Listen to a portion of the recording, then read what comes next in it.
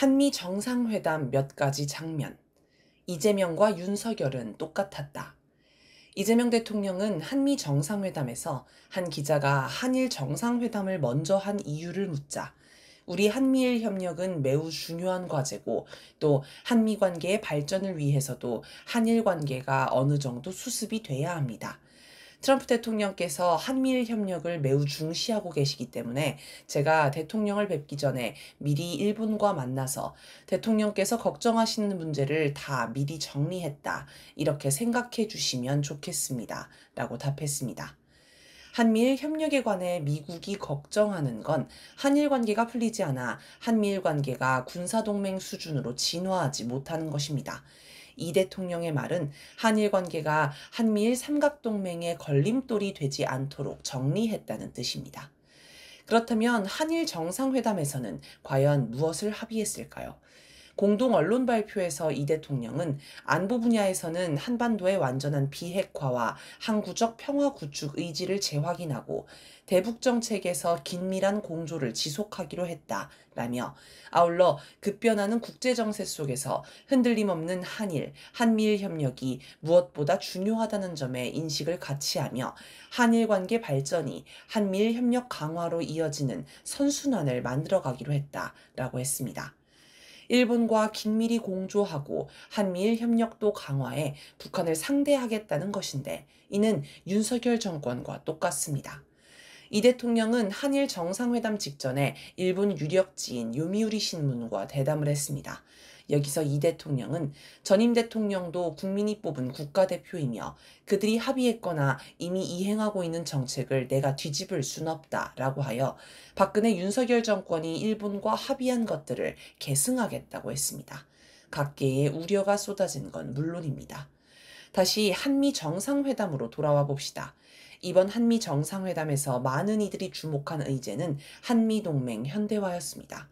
미국이 한미동맹의 역할과 범위를 한국 방위에 국한하지 말고 미국의 세계 패권 전략에 따라 전 세계로 확장하는 한미동맹 현대화를 요구했기 때문입니다. 당장 대만에서 전쟁이 나면 한국이 항공모함의 역할을 할 것이냐가 쟁점으로 떠올랐습니다. 당연히 국내에서는 이 땅을 전쟁터로 만들고 한국을 침략국으로 만들 위험천만한 한미동맹 현대화를 반대하는 목소리가 압도적이었습니다.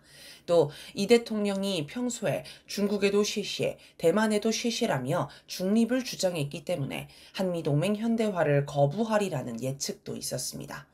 그런데 이 대통령은 한미 정상회담에서 든든한 한미 동맹을 기반으로 대한민국이 성장 발전해 왔고 앞으로도 이 한미 동맹을 군사 분야뿐만이 아니라 경제 분야, 또 다른 과학기술 분야까지 다 확장해서 미래형으로 발전시켰으면 좋겠다고 했습니다.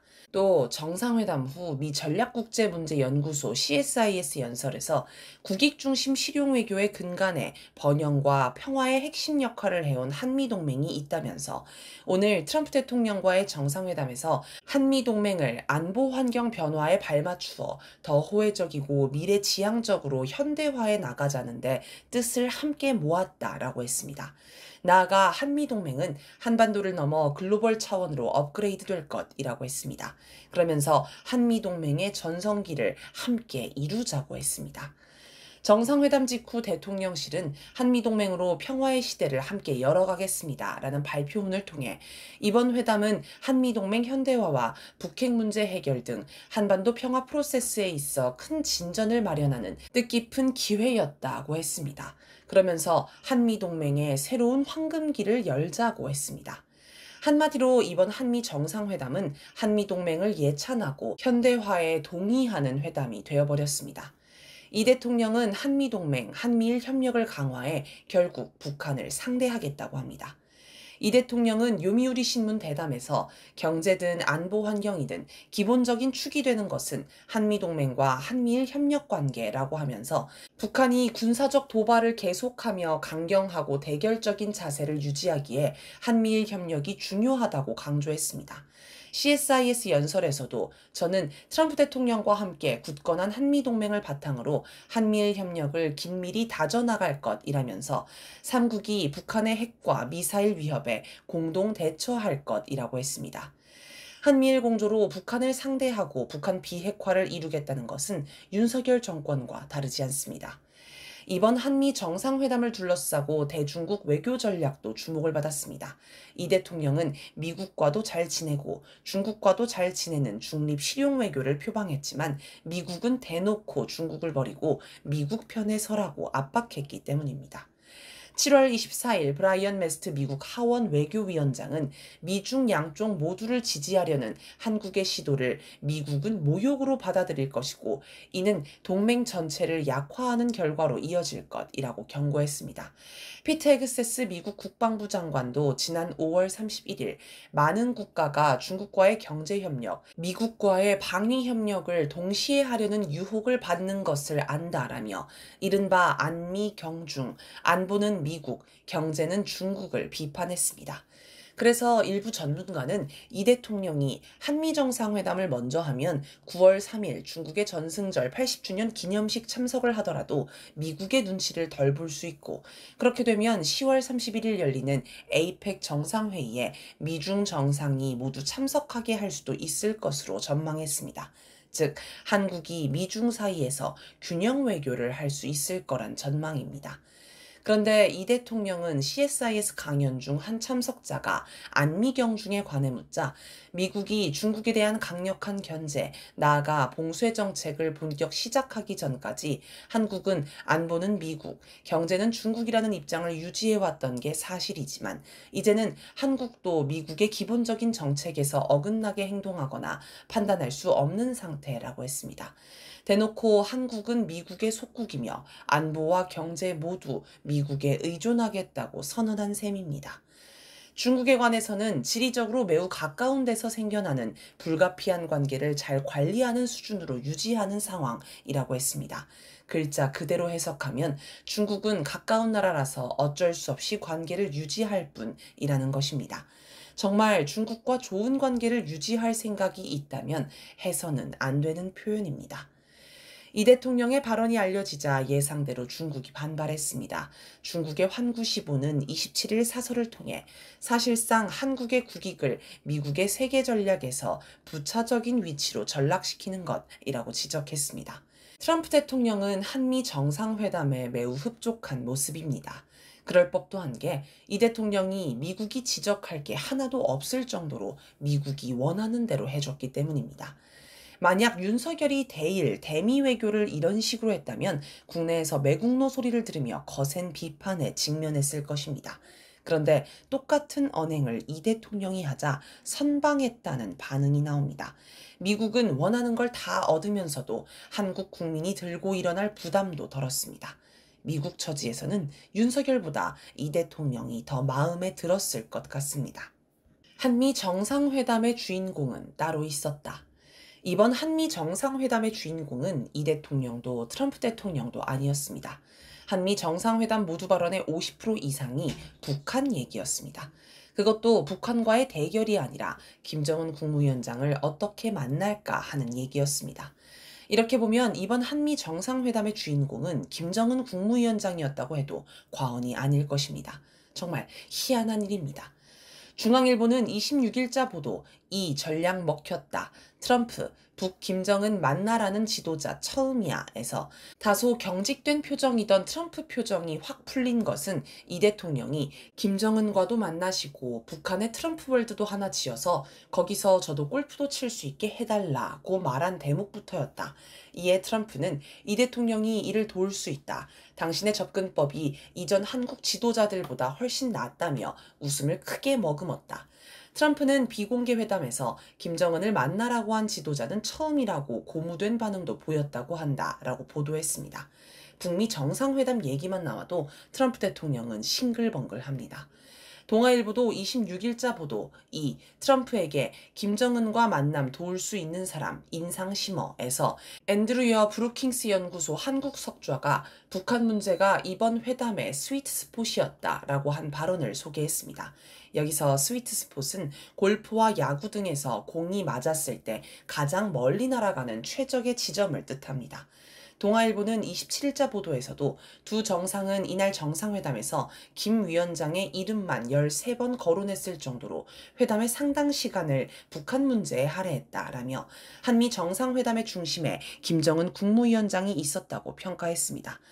트럼프 1기 때 백악관 국가안보 보좌관을 지낸 존 볼턴은 26일 미국 워싱턴의 한미연구소 ICAS가 주최한 세미나에서 한미 정상회담에서 가장 우려스러운 점은 트럼프 대통령이 김정은 국무위원장을 향해 지속적인 매혹과 첫 임기 당시 3차례 북미 정상회담에 이어서 또 다른 회담을 하는 것에 열망을 보인 것이라고 하면서 회담이 성사된다면 평양에서 열릴 수 있다는 게 걱정된다라고 했습니다.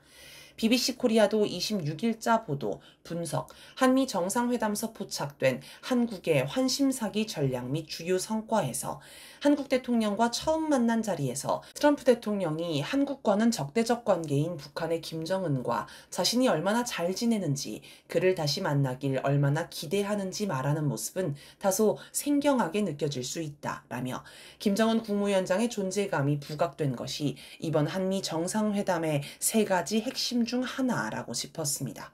따지고 보면 이번 한미 정상회담에서 어떤 합의나 결정은 없었습니다. 그래서 공동성명이나 언론 발표문도 나오지 않았습니다. 여러 덕담이 오갔지만 북한 문제를 빼면 특별히 두드러진 것도 없습니다. 따라서 북한 문제가 한미 정상회담의 핵심이었다고 할 수 있습니다. 북한이 한미 관계에서든 한국이나 미국에서든 가장 큰 존재감과 영향력을 발휘한다는 게 확인됐습니다. 이 대통령과 트럼프 대통령은 모두 김정은 국무위원장을 만나고 싶어 하는데 그게 자기에게 이익이 된다고 여기기 때문입니다. 이번 한미 정상회담에서 가장 화제가 된 표현은 피스메이커와 페이스메이커입니다. 이 대통령은 트럼프 대통령을 향해 대통령께서 피스메이커를 하시면 저는 페이스메이커로 열심히 지원하겠습니다. 라고 했습니다. 여기서 피스메이커란 분쟁이나 전쟁을 끝내기 위해 애쓰는 조정자란 뜻으로 평화 협상을 주도하는 정치인을 주로 가리키는 말이며 페이스메이커는 운동 경기를 할 때 초반 속도를 유지해주는 보조 선수를 뜻합니다. 흔히 마라톤 시합에서 같은 편 선수 앞에서 뛰면서 속도를 조절하다가 나중에 뒤처지는 역할을 하는 사람을 페이스메이커라 부릅니다. 따라서 이 대통령은 자신이 트럼프 대통령 앞에서 뛰면서 대화 분위기를 만들어 북미 정상회담이 성사되도록 돕겠다고 제안한 것입니다. 자신이 북미 대화의 지렛대가 되겠다는 말입니다. 그런데 북한은 남북대화란 없다고 못을 박은 상태입니다. 심지어 김여정 조선노동당 중앙위 부부장은 한국에는 우리 국가를 중심으로 전개되는 지역 외교 무대에서 자벽조차 차려지지 않을 것이라고 하여 중재자 역할도 인정하지 않겠다고 경고했습니다. 미국을 향해서는 두 정상 사이의 개인적 관계가 나쁘지 않다는 사실을 인정하고 북한 비핵화를 고집하면 대화할 수 없다고 하여 미국의 대북 정책이 바뀌면 대화 가능성이 있다는 여지를 남긴 것과는 확연히 다릅니다. 이걸 보면 이 대통령은 불가능한 것을 해보겠다고 한 것입니다. 대동강물을 팔았다는 봉이김선달 같은 사기꾼입니다. 특히 북한의 트럼프 월드도 하나 지어서 거기서 저도 골프도 칠 수 있게 해주시고 라는 발언은 전형적인 사기꾼 말투입니다. 북한이 허락한 적도 없고 가능성도 없는 말을 그냥 되는 대로 했습니다. 무력에 빠진 트럼프 대통령은 좋아서 입이 귀에 걸렸습니다. 그런데 트럼프 대통령도 온갖 거짓말을 하면서 사기를 치는 걸로 유명하니 사기꾼끼리 서로 사기를 친 거라고 볼 수도 있겠습니다. 아마도 이 대통령은 트럼프 대통령이 북미 정상회담을 간절히 바라니 자기 몸값을 올리기 위해 그랬을 것입니다. 그리고 북미 정상회담과 남북 정상회담이 열리면 자기 지지율도 오르고 내년 6월에 있을 지방선거도 대승할 수 있을 것으로 여겼을 것입니다. 실제로 2018년 6월 12일 싱가포르 북미 정상회담이 열리고 나서 문재인 전 대통령의 지지율이 일시적으로 올랐고 다음 날 있었던 지방선거에서도 민주당이 압승했습니다. 특히 국힘당, 당시 자유한국당의 텃밭이었던 부산 경남까지도 민주당에 넘어갔습니다. 트럼프 대통령도 북미 정상회담을 해서 노벨 평화상을 받고 유신헌법 같은 걸 만들어 3선 대통령도 하고 북한의 핵미사일 위협도 막고 싶을 것입니다. 어찌됐든 국제정세에서 북한의 전략적 위치가 확인됐습니다. 참으로 독특하고 이상한 사람. 그런데 이 대통령이 북한과 미국을 대하는 태도를 보면 참으로 사람이 독특하다는 생각이 듭니다. 일단 북한을 대하는 태도를 봅시다. 이번 한일 한미 정상회담을 통틀어서 유독 북한에 대해서만 험담했습니다. 중국을 향해서는 표현을 조심했고, 일본을 향해서는 한일은 앞마당을 같이 쓰는 이웃과 같은 관계, 사회와 문화, 환경 등 다양한 분야에서 협력할 수 있는 최적의 파트너라고 했습니다. 그런데 북한을 향해서는 가난하지만 사나운 이웃이라고 표현하면서 억압하는 것으로만 해결되지 않는다. 적절히 관리할 수단도 필요하다라고 했습니다. 이건 일반인 사이에서도 해서는 안 되는 험담입니다. 그런데 대통령이 그것도 대화를 추진하는 상대를 향해 저런 말을 한다는 건 상상하기도 어려운 일입니다. 이뿐이 아닙니다. 3단계 북한 비핵화 구상, 북한에 강력히 대응하기 위한 한미일 공조 등 북한을 자극하는 발언에 거침이 없었습니다. 북한을 향해 관계를 개선하자 대화하자고 제안하면서 왜 북한을 이토록 과도하게 자극하는지 모를 일입니다. 이 대통령은 자이든 타이든 북한의 도움을 크게 받았습니다. 윤석열 정권은 전쟁을 일으키기 위해 북한에 끊임없이 도발했습니다. 이걸 북한이 모두 인내했기 때문에 전쟁이 나지 않았다는 건 정평이 나 있습니다. 만약 북한이 인내하지 않았다면 국지전이 벌어졌을 것이며 윤석열의 계엄도 성공했을 수 있습니다. 그러면 제거 대상 1번이었던 이 대통령은 살아남지 못했을 것입니다. 이 대통령 자신도 12월 3일 내란의 밤이 계속됐더라면 연평도 가는 그 깊은 바닷속 어딘가쯤에서 꽃게밥이 아마 되고 있었을 것이라고 했습니다. 이렇게 보면 윤석열이 추진한 전쟁, 계엄 모두 실패해 이 대통령이 당선된 가장 큰 배경에 북한이 있다고 할 수 있습니다. 그러면 이 대통령은 북한에 고마워해야 하지 않나요? 이재명 정부는 출범 직후 대북 확성기 방송을 중단했습니다. 윤석열 정권이 전쟁 도발을 위해 했던 조처라서 중단하는 건 당연했습니다. 엄밀히 말하면 중단만 해서는 부족하고 전 정권의 도발에 사과도 해야 합니다. 그리고 이에 북한이 호응할 의무는 없습니다. 그러나 북한은 대남 확성기 방송을 즉각 중단했고 그 결과 이 대통령 인기가 올라갔습니다. 그러면 이것도 북한 덕 아닌가요? 트럼프 대통령은 북한에게서 어떤 이익을 얻은 적이 없지만 시종일관 북한 칭찬만 합니다. 그런데 이 대통령은 북한에게서 결정적인 이익을 얻고도 고마움을 표하기는커녕 누구에게도 하지 않는 험담을 늘어놨습니다. 참 독특하고 이상한 사람입니다. 이 대통령이 미국을 대하는 태도는 북한과 정반대입니다. 미국은 이 대통령 당선을 막기 위해 노골적으로 방해를 했고 당선 후에도 정권을 무너뜨리려고 괴롭혔습니다. 지난해 12월 23일 미국 의회조사국 CRS는 이 대통령을 윤석열의 친미 친일, 반중 반북 정책에 맞서는 반미 반일, 친중 친북 인사로 묘사하는 보고서를 냈습니다. 또한 이 대통령이 여러 재판을 받고 있다며 범죄인 취급하면서 윤석열 탄핵 헌재 판결 시기와 이 대통령 재판 시기에 따라 이 대통령이 대선에 출마하지 못할 수 있다고 지적했습니다. 이건 이 대통령 재판이 끝날 때까지 윤석열 탄핵 심판을 늦추라는 지침이나 다름없었습니다. 또 박선원 민주당 의원이 올해 2월 초 조셉윤 주한미 대사 대리로 추정되는 인물에게 윤석열 파면이 조기에 인용되면 국힘당에 불리하다.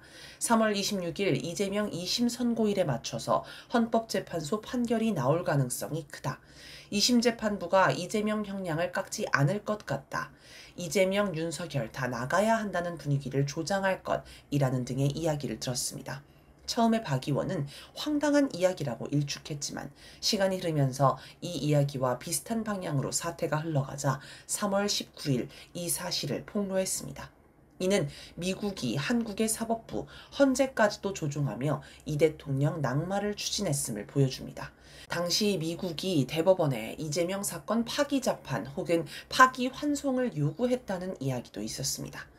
5월 15일 제이비 아브런슨 주한미군 사령관이 대한민국 새 지도자는 6월 4일부터 일종의 동맹이 기로에 있다는 사실을 받아들여야 할 것이라고 발언해 노골적으로 대선에 개입했습니다.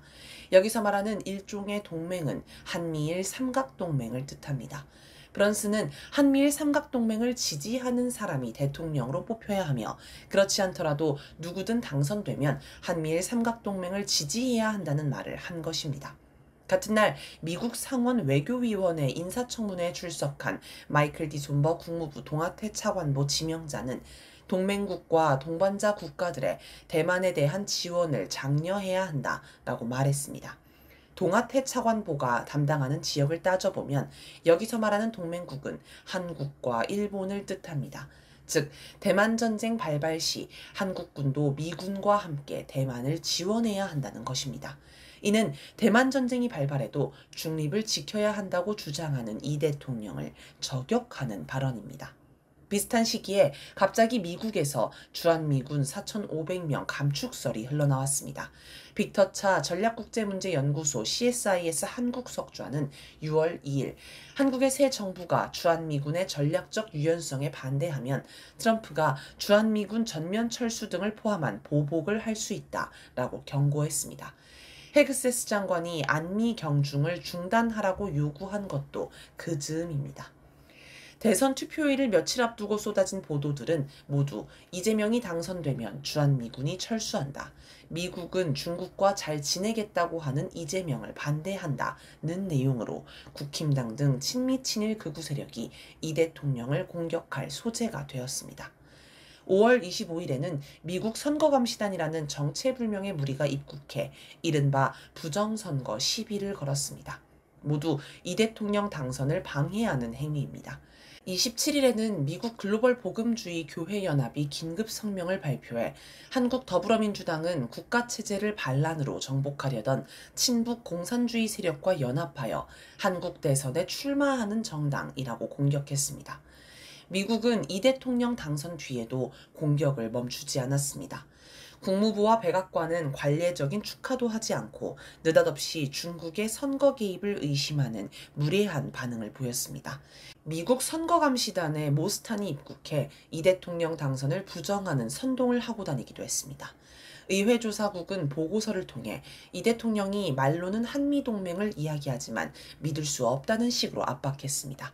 미국의 이런 모습에 힘을 얻은 국내 극우 세력은 부정선거를 주장하며 이 대통령을 공격했습니다. 이 대통령은 이처럼 집요하게 자신을 공격한 미국에는 아부아첨을 합니다. 참으로 독특한 사람입니다. 타코와 회전목마. 지난 8월 15일 미국 알래스카에서 미러 정상회담이 열렸습니다. 여기서 우크라이나 전쟁을 끝내는 방안을 협의한 트럼프 대통령은 볼로디미르 젤렌스키 우크라이나 대통령과 유럽 각국 정상을 미국에 불러들였습니다. 그러자 사람들은 6개월 전에 젤렌스키 대통령이 백악관에서 트럼프 대통령과 제이디 벤스 부통령에게 크게 혼나고 쫓겨난 장면을 떠올렸습니다. 그런데 이번에는 유럽 정상들이 백악관에 가기 전에 젤렌스키 대통령에게 훈수를 뒀습니다. 트럼프 대통령에게 무조건 고맙다고 인사하면서 칭찬만 하라고 한 것입니다. 그리고 자기들도 그렇게 했습니다. 실제로 젤렌스키 대통령과 유럽 정상들은 백악관에서 트럼프 대통령을 엄청나게 추켜 세웠습니다. 젤렌스키 대통령은 공개 발언을 하는 4분 30초 동안 11번이나 감사 인사를 했습니다. 그래서 상당히 민감한 주제로 회의했지만 별다른 충돌 없이 끝낼 수 있었습니다. 다만 그런 식으로 회의를 하니 실제로 주고받는 게 구체적이지 않습니다. 일본은 5,500억 달러를 미국에 투자하겠다고 했는데 구체적인 내용이 없어서 양측의 말이 서로 엇갈렸습니다. 일본은 아예 투자라는 말도 안 쓰고 출자, 대출, 보증이라고 표현했습니다. 아카자와 일본 경제재생상은 출자 규모가 전체 투자 규모의 1에서 2% 수준이라고도 했습니다. 그래서 이번에 미국이 합의문 작성을 요구하는 일까지 생겼습니다. 일본뿐 아니라 유럽이나 한국도 정확히 미국에 얼마의 돈을 어떤 분야에 어떤 형식으로 투자하는지가 불분명합니다. 중요한 건 트럼프 대통령에게 정치적 승리, 선전용 승리만 안겨주면 된다는 것입니다. 트럼프 대통령이 자기 치적으로 떠들 수만 있다면 그만입니다. 외신에 따르면 키어 스타머 영국 총리의 측근들이 트럼프 대통령의 자극적인 발언에 반응하지 말 것, 트럼프 대통령을 공개적으로 몰아붙이지 말 것, 공개석상에서는 트럼프 대통령을 극찬하되 실제 조율은 비공식 채널로 진행할 것 등을 트럼프 공약법으로 제시했다고 합니다. 이걸 보면 뭔가 동네에서 양아치가 시비를 걸 때의 대처법 같다는 느낌이 듭니다. 그래도 옛날에는 이 양아치가 힘도 세고 돈도 많아서 고개를 조아려야 했는데 지금 보니 힘도 빠지고 늙었습니다. 그러면 계속 조아리고 매달릴 필요가 있을까 하는 의문이 듭니다. 미국이 지금 칼자루는 쥐고 있지만 힘이 많이 빠졌습니다. 그래서 타코라는 말이 생겼습니다. 트럼프 대통령이 세계를 향해 엄포를 놓고 위협을 하지만 결과적으로 보면 항상 미국이 물러났다며 트럼프는 항상 겁먹고 물러선다는 뜻의 신조어입니다. 최근에는 미국의 워싱턴 포스트가 트럼프의 우크라이나 외교가 빙빙 돌지만 결국 제자리로 돌아오는 회전목마에 불과하다라고 지적했습니다. 트럼프 대통령 하는 일이 뭔가 분주하지만 나중에 보면 성과는 없고 제자리에 머물러 있다는 말입니다. 미국은 더 이상 강자가 아닙니다.